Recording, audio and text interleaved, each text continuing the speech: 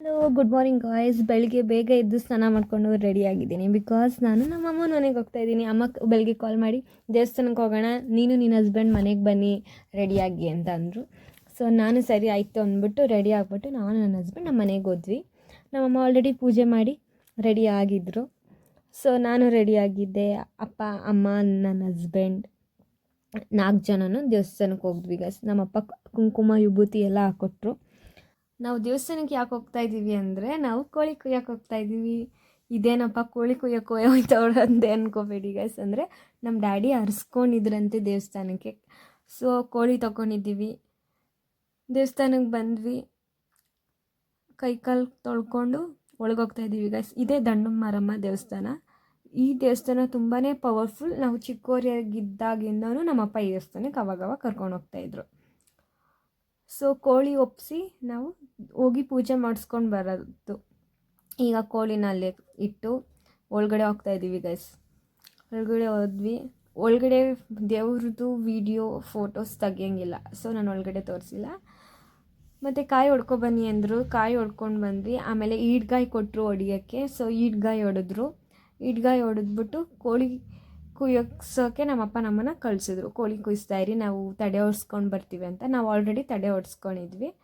So ನಮ್ಮಪ್ಪ ಅಮ್ಮಂಗೆ weight ಮಾಡ್ತಿದ್ವಿ. ಹಂಗೆ ಕೋಳಿ ಕುಯ್ಸೋಣ ಅಂತಂದರೆ ಕೋಳಿ ಕುಯ್ಯೋರೇ ಇರಲಿಲ್ಲ. ಸೊ ಅವ್ರಿಗೆ ವೆಯ್ಟ್ ಮಾಡ್ತಾಯಿದ್ವಿ.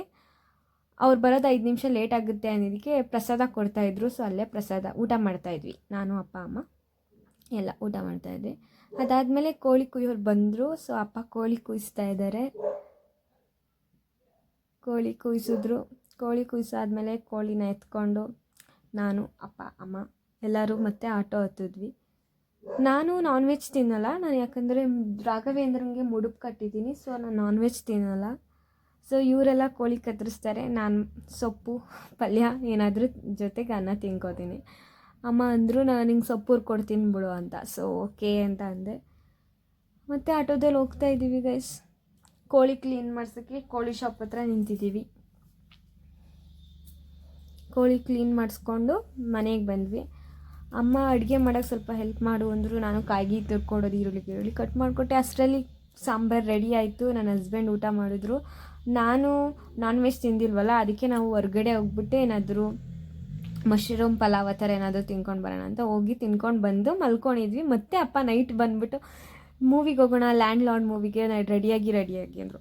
ಅಪ್ಪ ನನಗೆ ಬರೋಲ್ಲ ತಲೆನೋವು ಅಂತ ಹೇಳಿದ್ರು. ಅಪ್ಪ ಇಲ್ಲೆಲ್ಲ ಬಂದು ಸರಿ ಆಯಿತು ಅಂದ್ಬಿಟ್ಟು ಹಂಗೆ ಎದ್ದು ರೆಡಿಯಾಗಿ, ಏನೂ ರೆಡಿ ಆಗಲಿಲ್ಲ.